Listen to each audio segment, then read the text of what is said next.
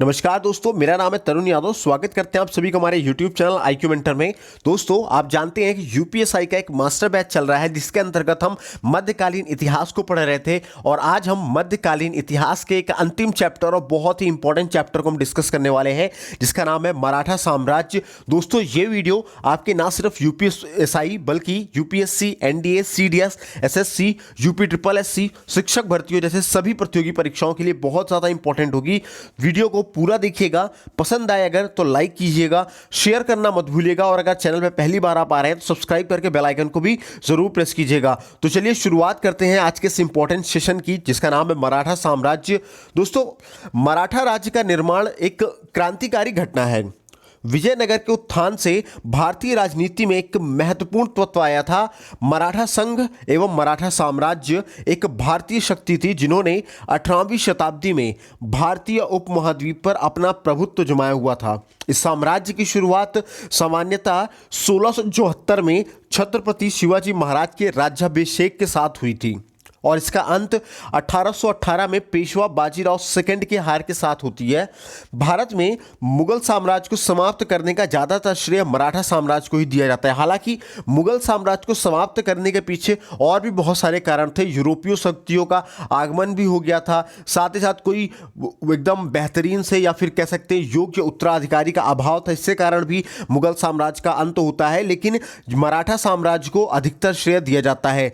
अगर मराठा साम्राज्य की बात करें तो इसकी शुरुआत छत्रपति शिवाजी महाराज से होती है। तो आइए छत्रपति शिवाजी महाराज के बारे में थोड़ा सा जानते हैं। शिवाजी का जन्म पूना के निकट शिवनेर के किले में 20 अप्रैल 1627 ईस्वी को हुआ था। शिवाजी शाहजी भोसले और जीजाबाई के पुत्र थे।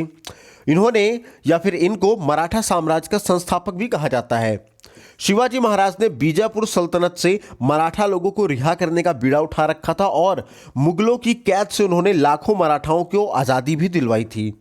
इसके बाद उन्होंने धीरे धीरे मुगल साम्राज्य को खत्म करना शुरू किया और हिंदवी स्वराज्य की स्थापना करने लग गए।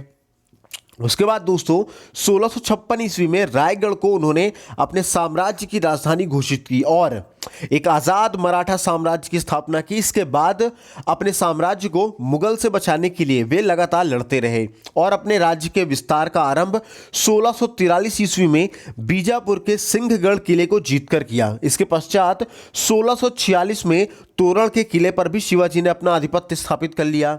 शिवाजी की शक्ति को दबाने के लिए दोस्तों बीजापुर के शासक ने सरदार अफजल खां को भेजा, लेकिन शिवाजी ने 1659 में अफजल खां को पराजित करके उसकी हत्या कर दी। इस तरीके से शिवाजी की बढ़ती हुई शक्तियों से घबराकर औरंगजेब ने शाइस्ता खां को किसको दोस्तों शाइस्ता खां को दक्षिण का गवर्नर नियुक्त किया और शिवाजी ने 1663 ईस्वी में शाइस्ता खां को भी पराजित कर दिया। फिर जयसिंह के नेतृत्व में पुरंदर के किले पर मुगलों की विजय तथा रायगढ़ की घेराबंदी के बाद जून 1665 ईस्वी में मुगलों और शिवाजी के बीच पुरंदर की संधि होती है, जो कि एक इतिहास की बहुत बड़ी घटना मानी जाती है और आपके एग्जाम में कई बार पूछा जा चुका है दोस्तों कि पुरंदर की संधि कब हुई थी। तो पुरंदर की संधि दोस्तों 1665 में हुई थी, मुगलों और शिवाजी के बीच में हुआ था। उसके बाद 1670 ईस्वी में शिवाजी ने मुगलों के विरुद्ध अभियान छेड़कर पुरंदर की संधि में खोए हुए किले को पुनः जीत लिया और 1670 ईस्वी में ही शिवाजी ने सूरत को लूटा और मुगल से चौथ की मांग की। चौथ दोस्तों एक प्रकार का टैक्स था जो कि आय का चौथा हिस्सा हुआ करता था।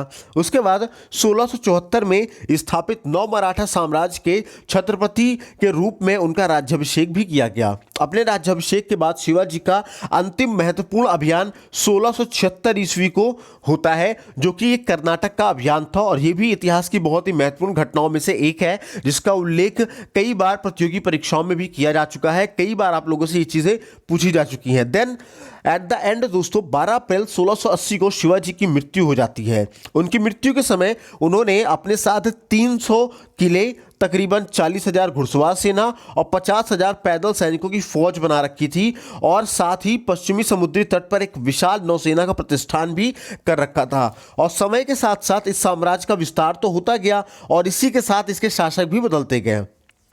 शिवाजी महाराज के बाद उनके पोतों ने मराठा साम्राज्य को संभाला और फिर उनके बाद 18वीं शताब्दी की शुरू में पेशवा मराठा साम्राज्य को संभालने लग जाते हैं। कौन संभालने लगता है? पेशवा संभालने लगते हैं मराठा साम्राज्य को। तो शिवाजी की यहाँ पे मृत्यु हो जाती है। तो शिवाजी से रिलेटेड कुछ और तथ्यों को भी जान लेते हैं, जिनमें से कई बार हमारे प्रतियोगी परीक्षाओं में पूछा गया है कि शिवाजी के प्रशासन संबंधी प्रश्न।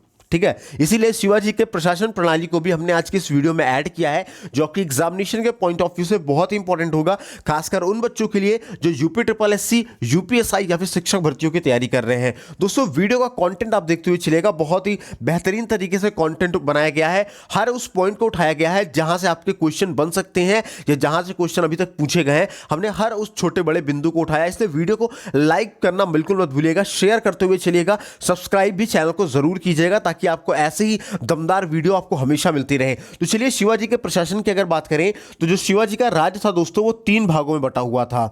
और ये 3 भाग जो थे दोस्तों, ये वायसराय के अधीन हुआ करते थे। और ये जो भाग होते थे दोस्तों, ये सबसे बड़े भाग प्रांत में बटा होता था। फिर जितने भी प्रांत होते थे दोस्तों, वो प्रांत परगने में बटे हुए रहते थे। फिर परगना जो होते थे दोस्तों, वो छोटे छोटे गांवों में बटे हुए रहते थे। और सबसे छोटी इकाई हम लोग गांव को ही बोलते हैं, जिसका प्रमुख जो होता था वो पटेल कहलाता था, जिसको आज हम लोग ग्राम प्रधान के नाम से हम लोग जाना करते हैं। और दोस्तों, शिवाजी की जो सहायता थी वो अष्ट प्रधान करते थे। अष्ट प्रधान क्या था दोस्तों? तो ये दोस्तों 8 मंत्रियों का एक ग्रुप था, जिसके बारे में अभी आगे हम डिस्कस करेंगे। इसके अलावा दोस्तों, शिवाजी ने अपने शासनकाल में 2 प्रकार के टैक्सेस लिया करते थे। 2 प्रकार के टैक्स कैसे होते थे? पहला टैक्स दोस्तों होता था आपका चौथ, दूसरा होता था सरदेशमुखी। जो शिवाजी के साम्राज्य के लोग थे, उन लोगों से चौथ कर वसूला जाता था, मतलब उनकी आय का चौथा हिस्सा या उनके लाभ का चौथा हिस्सा उनसे लिया जाता था। और सरदेशमुखी दोस्तों वो जगह हुआ, वो टैक्स होता था कि जो जमीन मुगलों के अधीन थी। कौन सी? जो जमीन मुगलों के अधीन थी, लेकिन जो मराठा थे वो कहते थे कि ये हमारे पुरखों की जमीन है। अब ये हमारे पुरखों की जमीन है, तो मुगलों से उसके बदले 10% टैक्स मांगा करते थे। तो वो जो 10% टैक्स मांगते थे, उसी को हम लोग सरदेशमुखी बोला करते थे। और दोस्तों, यह शिवाजी की सेना द्वारा आक्रमण और लूट के लिए भी संरक्षण किया जाता था। मतलब ये जो 10% का जो टैक्स आता था, इस टैक्स को सैन्य कार्यवाही के लिए इसको सिक्योर करके रखा जाता था, ताकि शिवाजी के सैनिक अगर आगे कहीं आक्रमण करना हो या कहीं लूटपाट करनी हो, तो उनमें जो खर्च आएंगे, उन खर्च को पूरा करने के लिए इसको रखा जाता था। अब शिवाजी के जो अष्ट प्रधान की हमने बात की है, यानी कि 8 मंत्रियों के मंत्री परिषद की जो हमने बात की है, उनके बारे में आइए डिस्कस कर लेते हैं। तो सबसे पहले नंबर पर होता था दोस्तों पेशवा होता था, जो कि एक प्रधानमंत्री का पद माना जाता है, और ये सामान्य रूप से प्रशासन को देखा करता था।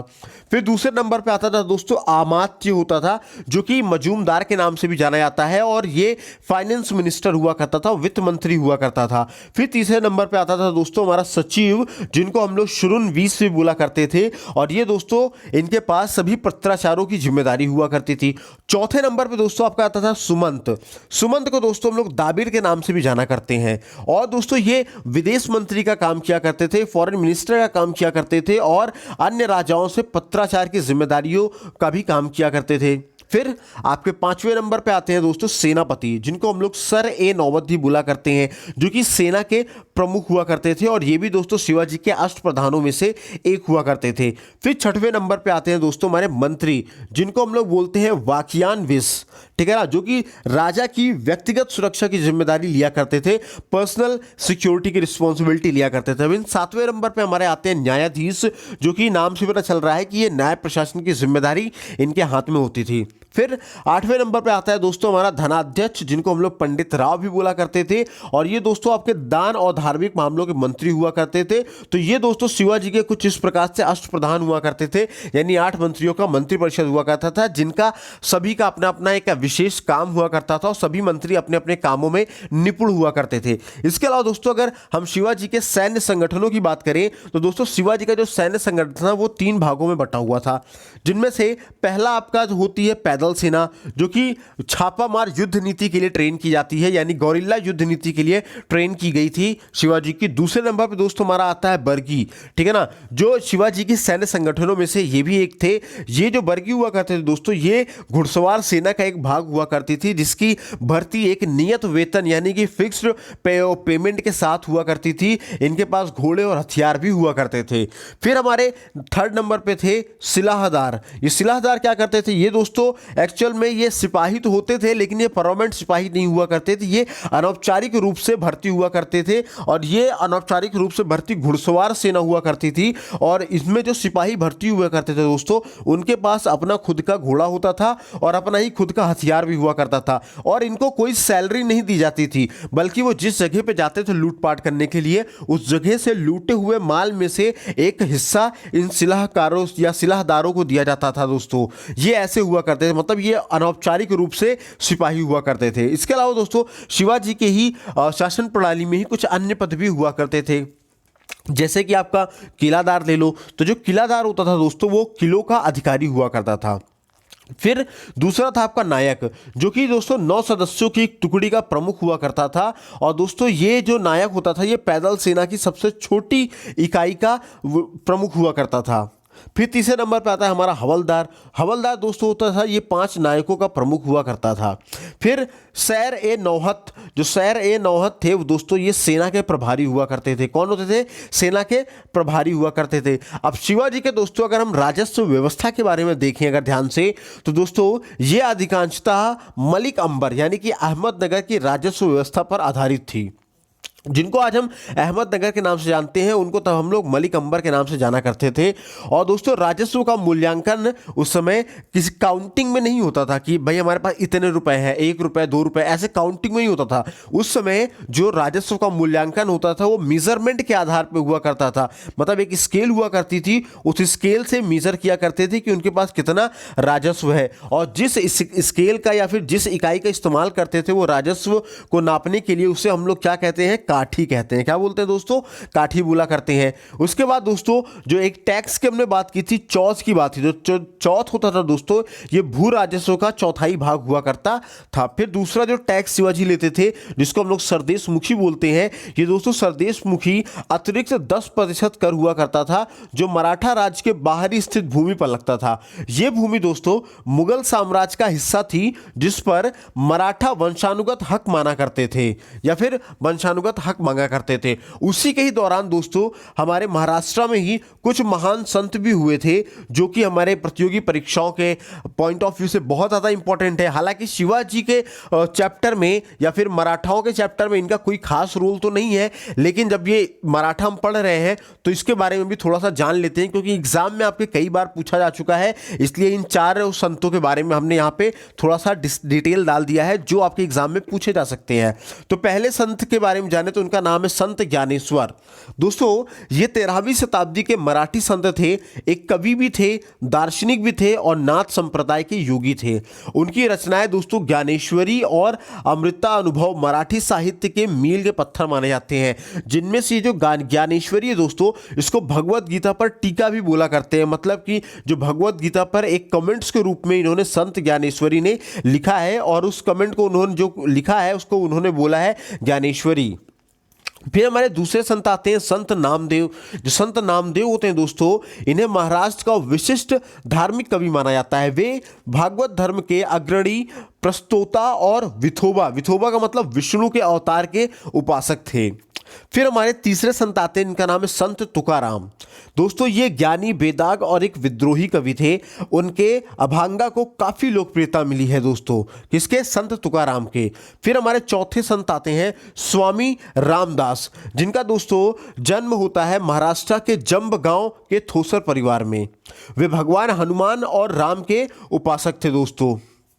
ठीक है, अब चलिए आगे बढ़ते हैं। इस मराठा साम्राज्य को हम लोग आगे पढ़ते हैं। तो हम लोगों ने अभी तक जान लिया था कि शिवाजी की मृत्यु हो गई थी, शिवाजी के प्रशासन संबंधी तथ्यों को भी जान लिया था, सैन्य तथ्यों को भी हम लोगों ने जान लिया था। अब जानते हैं कि शिवाजी के आगे मराठा साम्राज्य को कौन संभालता है। तो दोस्तों शिवाजी के उस समय 2 बेटे थे। पहले बेटे का नाम था शांभाजी और दूसरे बेटे का नाम था राजा राम। ठीक है ना, शांभाजी और राजा राम, ये शिवाजी के दोस्तों 2 बेटे थे। तो जो शांभाजी महाराज थे दोस्तों, वो शिवाजी के बड़े बेटे थे और दरबारियों के बीच बहुत ही ज़्यादा फेमस थे। तो 1681 में शांभाजी महाराज ने मराठा साम्राज्य का ताज पहना और अपने पिता की ही नीतियों को अपनाकर वे उनकी राहों में आगे बढ़ चले। फिर संभाजी महाराज ने शुरू में ही पुर्तगाल और मैसूर के चिक्का देवा रायों को पराजित कर दिया। इसके बाद किसी भी राजपूत मराठा गठबंधन को हटाने के लिए 1681 में औरंगजेब ने दोस्तों खुद दक्षिण कमान अपने हाथ में ले ली। लेकिन क्या फ़ायदा हाथ में लेने का। संभाजी ने क्या किया दोस्तों इसके बाद कि संभाजी ने अपने महान दरबार और 5 लाख की विशाल सेना के साथ उन्होंने मराठा साम्राज्य के विस्तार की शुरुआत की और बीजापुर और गोलकोंडा की सल्तनत पर भी मराठा साम्राज्य का ध्वज लहरा दिया, झंडा फहरा दिया। फिर अपने 8 साल के शासनकाल में उन्होंने मराठाओं और औरंगजेब के खिलाफ एक भी युद्ध या एक भी गढ़ को हारने नहीं दिया। उसके बाद 1689 के आसपास लगभग संभाजी महाराज ने अपने सहकारियों को रणनीतिक बैठक के लिए संगमेश्वर में आमंत्रित किया ताकि मुगल साम्राज्य को हमेशा के लिए हटा सके। लेकिन उसी समय दोस्तों गिनोची शिर्के और औरंगजेब के कमांडर मुकर्रब खान ने संगमेश्वर में जब संभाजी महाराज बहुत ही कम लोगों के साथ, बहुत ही कम सैनिकों के साथ होंगे तब आक्रमण करने की एक बहुत ही बारीक योजना बना रखी थी। और इसके पहले औरंगजेब कभी भी संभाजी महाराज को पकड़ने में सफल नहीं हो पाया था। लेकिन उस दिन किस्मत खराब थी और अंत में क्या हुआ, औरंगजेब को सफलता मिल जाती है और 1 फरवरी 1679 को संगमेश्वर में आक्रमण करके मुगल सेना ने संभाजी महाराज को कैदी बना लिया।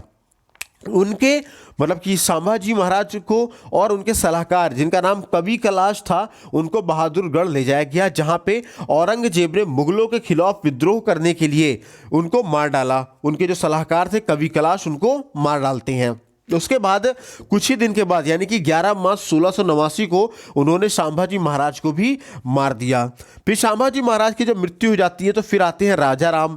यानी कि संभाजी की मृत्यु के बाद राजा राम को मराठा साम्राज्य का छत्रपति घोषित किया जाता है।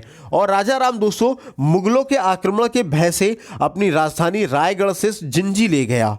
फिर 1698 तक जिंजी मुगलों के विरुद्ध मराठा गतिविधियों का केंद्र रहा और 1699 में सतारा मराठा की राजधानी बनी।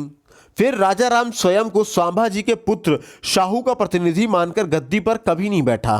राजा राम के नेतृत्व में दोस्तों मराठाओं ने मुगलों के विरुद्ध स्वतंत्रता के लिए एक अभियान भी शुरू कर दिया जो कि 1700 ईस्वी तक चलता है। ठीक है, उसके बाद फिर राजा राम की मृत्यु हो जाती है 1700 ईस्वी में। और जब राजा राम की मृत्यु हो जाती है 1700 ईस्वी में, उनके भाई की मृत्यु तो पहले ही हो चुकी थी संभाजी की, और संभाजी के बाद राजा राम आते हैं तो उनकी भी मृत्यु हो जाती है। तो दोस्तों राजा राम की जो विधवा पत्नी होती है जिनका नाम ताराबाई होता है, इन्होंने क्या किया कि अपने 4 वर्ष के पुत्र जिनका नाम शिवाजी सेकंड था, तो 4 वर्ष के पुत्र शिवाजी सेकंड को गद्दी में बिठा दिया और मुगलों के विरुद्ध इन्होंने संघर्ष को जारी रखा। इसके बाद फिर धीरे धीरे समय बीतता है और जो उनका जो 4 वर्षीय पुत्र शिवाजी सेकंड होता है ये बड़ा हो जाता है। यानी कि राजा राम का जो पुत्र होता है शिवाजी सेकंड वो बड़ा हो जाता है और राजा राम की विधवा पत्नी ताराबाई ने अपने 4 वर्षीय पुत्र शिवाजी सेकंड को गद्दी पर बिठाया और मुगलों के विरुद्ध संघर्ष को जारी रखा। उन्होंने कुछ ही समय तक मुगलों के खिलाफ मराठा साम्राज्य की कमान संभाली और 1705 में उन्होंने नर्मदा नदी भी पार कर दी और मालवा में प्रवेश कर लिया ताकि मुगल साम्राज्य पर अपना प्रभुत्व जमा सके। ठीक है दोस्तों, तो एक एक पॉइंट को आप प्रॉपर्ली समझते हुए चलिएगा। आपको पीडीएफ प्रोवाइड करवा दी जाएगी। पीडीएफ आपको हमारे व्हाट्सएप ग्रुप पे मिल जाएगा। व्हाट्सएप ग्रुप पे कैसे जुड़ना है ये भी हम इस वीडियो के एंड में आप लोगों को प्रॉपर तरीके से बता देंगे और वहां पे आपको बहुत सारे और क्या क्या फायदे मिलने वाले हैं ये सारी चीज़ें भी आपको वहां पर बता दी जाएगी दोस्तों। इसके बाद दोस्तों जो 1707 में आप जानते हैं कि औरंगजेब की मृत्यु हो जाती है। तो औरंगजेब की जब मृत्यु हो जाती है तो उनकी मृत्यु के बाद संभाजी महाराज के बेटे यानी कि शिवाजी के पोते को मराठा साम्राज्य के लिए नए शासक बहादुर शाह फर्स्ट को रिहा कर दिया गया। लेकिन उन्हें इस परिस्थिति में रिहा किया गया कि वे मुगल कानून का पालन करेंगे और रिहा होते ही दोस्तों शाहू ने तुरंत मराठा सिंहासन की मांग की और अपनी चाची ताराबाई और उनके बेटों को चुनौती दे डाली। इसके चलते एक और मुगल मराठा युद्ध की शुरुआत हो जाया करती इस प्रकार से और 1707 में सतारा और कोल्हापुर राज्य की स्थापना की गई। क्योंकि उत्तराधिकारी के चलते दोस्तों मराठा साम्राज्य में ही जो आपसी वाद विवाद होने लगे थे, लेकिन अंत में दोस्तों शाहू को ही मराठा साम्राज्य का नया छत्रपति बनाया गया। लेकिन उसकी माता अभी भी मुगलों के ही कब्जे में थी। लेकिन अंततः जब मराठा साम्राज्य पूरी तरह से सशक्त हो जाता है, यानी कि मजबूत हो जाता है, तब शाहू अपनी मां को भी रिहा करने में सफल हो जाया करता है। और शाहू ने दोस्तों 1713 ईस्वी में बालाजी को पेशवा के पद पर नियुक्त किया। और बालाजी विश्वनाथ की नियुक्ति के साथ ही दोस्तों जो पेशवा पद होता है ये बहुत ही शक्तिशाली पद हो जाया करता है और छत्रपति नाम मात्र का एक शासक रह जाया करता है इसके बाद से। और शाहू ने या फिर शाहू के शासन काल में दोस्तों रघुजी भोसले ने, यानी कि जो पूर्व बंगाल है, ठीक है ना, वर्तमान में जो हमारा बंगाल है, बंगाल में तक पूरा मराठा साम्राज्य का विस्तार कर दिया करते हैं। और सेनापति धाबड़े ने पश्चिम में पूरा विस्तार कर दिया करते हैं। और दोस्तों पेशवा बाजीराव और उनके 3 मुख्य पवार, होलकर और सिंधिया ने उत्तर में विस्तार कर दिया। अच्छा, तीन पेशवा कौन दोस्तों? जो पवार थे इन्होंने धार को जीता, होलकर ने दोस्तों इंदौर के क्षेत्रों को जीता और सिंधिया ने दोस्तों ग्वालियर के क्षेत्रों को जीता। और इस प्रकार से दोस्तों उन्होंने उत्तर तक पूरा विस्तार कर दिया। और ये सभी राज्य दोस्तों उस समय मराठा साम्राज्य का ही हिस्सा हुआ करते थे। अब उसके बाद बात आती है जब पेशवा दमदार हो जाता है और छत्रपति नाम मात्र रह जाता है, तो दोस्तों पेशवाओं के अधीन मराठा साम्राज्य हो जाया करता है। और इस युग में दोस्तों पेशवा चित्पावन परिवार से संबंध रखते थे, जो मराठा सेनाओं का नियंत्रण करते थे और बाद में वही मराठा साम्राज्य का शासक भी बनते हैं। और अपने शासनकाल में दोस्तों पेशवाओं ने भारतीय उपमहाद्वीप के ज्यादातर भागों पर अपना क्या किया? प्रभुत्व बनाए रखा। फिर आते हैं हमारे बालाजी विश्वनाथ। तो दोस्तों बालाजी विश्वनाथ जो होते हैं ये एक ब्राह्मण हुआ करते हैं। और बालाजी विश्वनाथ ने दोस्तों अपना राजनीतिक जीवन एक छोटे से राजस्व अधिकारी के रूप में शुरू किया था। और 1713 में शाहू ने पेशवा बालाजी विश्वनाथ की नियुक्ति की। किसकी? पेशवा बालाजी विश्वनाथ की नियुक्ति की। और उसी समय से दोस्तों पेशवा का कार्यकाल ही सुप्रीम बन जाता है और शाहू जी महाराज मुख्य व्यक्ति बने।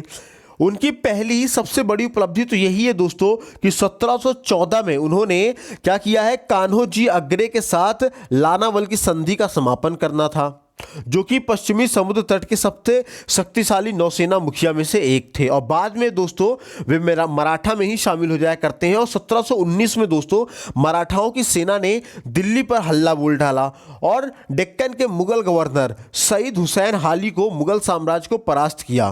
तभी उस समय दोस्तों पहली बार मुगल साम्राज्य को अपनी कमजोरी का ताकत का एहसास होता है, क्योंकि दोस्तों उस समय तक औरंगजेब की मृत्यु हो जाती है और जो उसके बाद के जो उत्तराधिकारी होते हैं वो बहुत ही अयोग्य हुआ करते हैं। इस वजह से मुगल साम्राज्य को अपनी कमजोर ताकत का एहसास होने लग जाता है।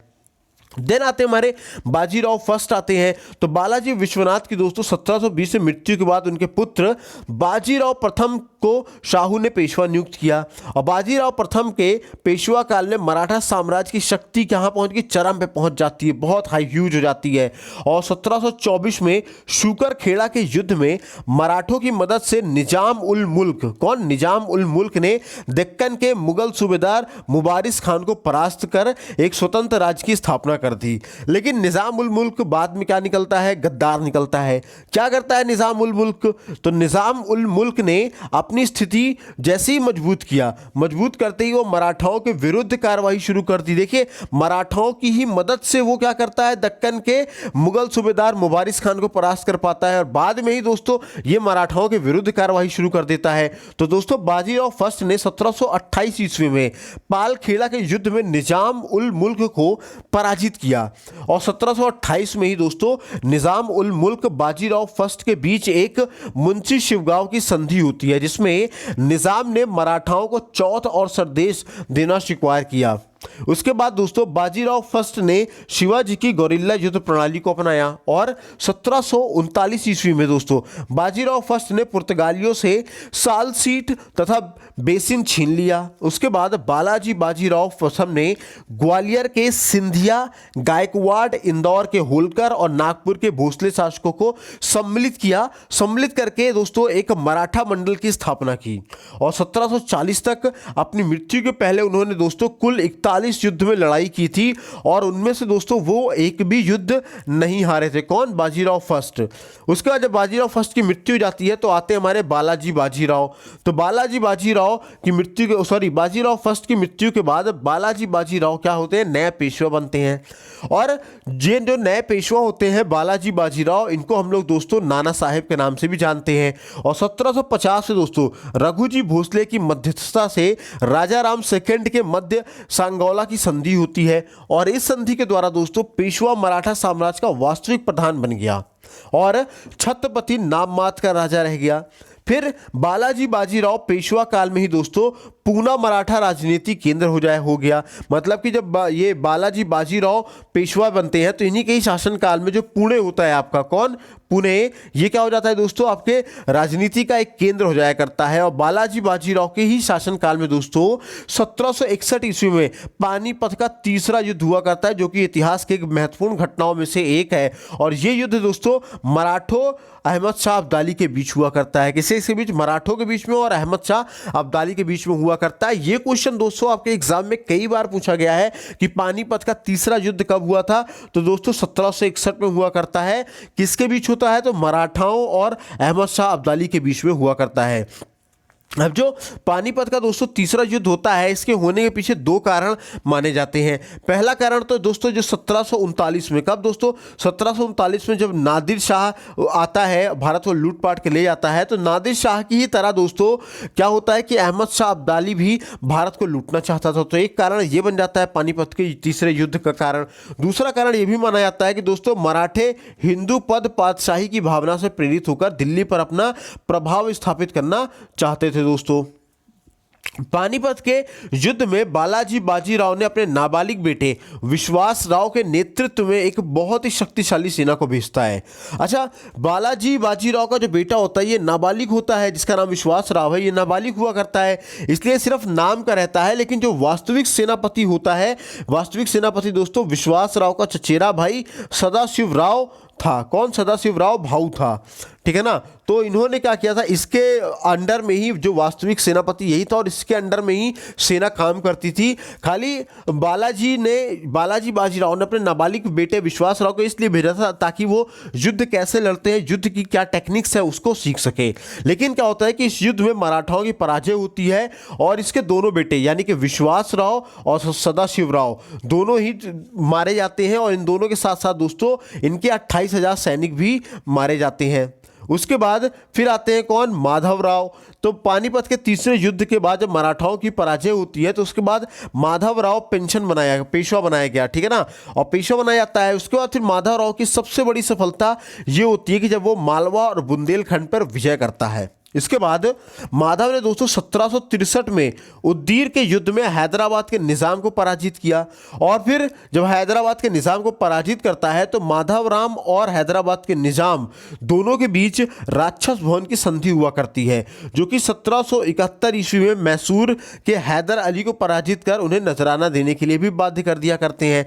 मतलब पहला क्या हुआ? पहला तो उन्होंने ये राक्षस भवन की संधि करते हैं, उसके बाद फिर उसके 1771 में क्या कर देते हैं, मैसूर के हैदर अली को भी ये हरा दिया करते हैं। फिर माधव राव ने दोस्तों रुहेलों, राजपूतों और जाटों को अधीन लाकर उत्तर भारत पर मराठाओं का वर्चस्व स्थापित किया। और 1771 में दोस्तों माधव राव के शासनकाल में मराठों निर्वासित मुगल बादशाह शाह आलम को दिल्ली की गद्दी पर बिठाया और बिठाकर दोस्तों उनको पेंशन भोगी बना दिया करता है। फिर नवंबर 1772 में माधव राव को क्षय रोग हो जाता है और क्षय रोग के कारण दोस्तों इनकी मृत्यु हो जाया करती है, मौत हो जाया करती है। फिर इनके बाद दोस्तों माधव राव के बाद उनका आगे आते हैं नारायण राव। तो माधव राव की दोस्तों अपनी कोई संतान तो थी नहीं, तो इसलिए क्या किया गया कि माधव राव की मृत्यु के उपरांत दोस्तों उसके छोटे भाई जिनका नाम था नारायण राव, तो नारायण राव को दोस्तों पेशवा बनाया गया।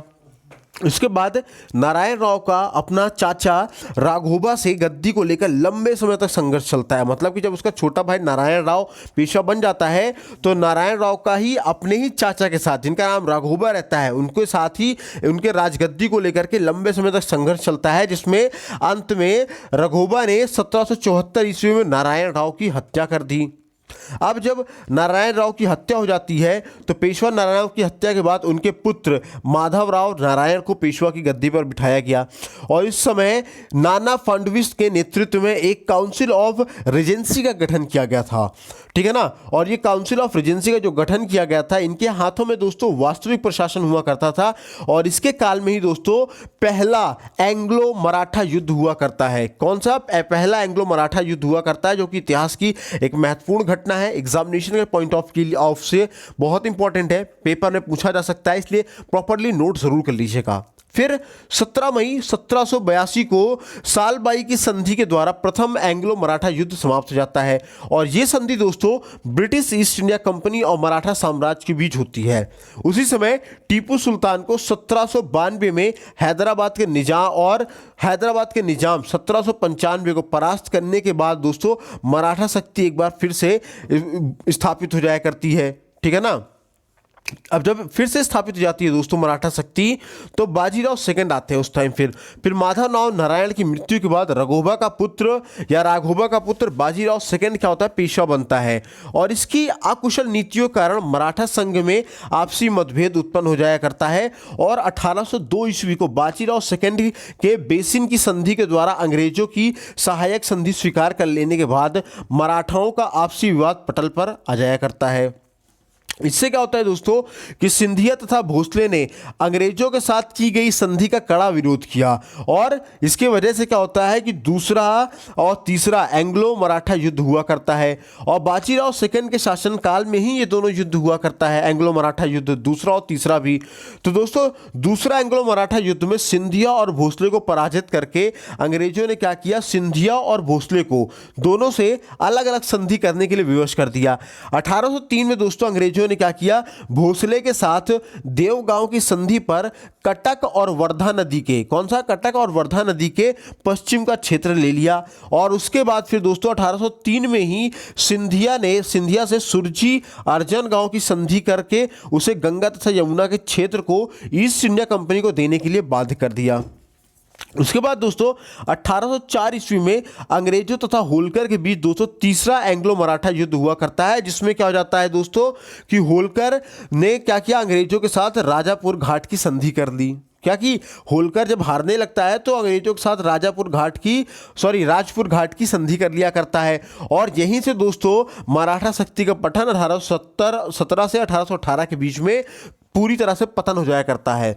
और जब स्वयं आप खुद ही सोचो, जब राजा ही खुद को क्या करता है, हथियार डाल देता है, तो प्रजा तो डाल ही देगी।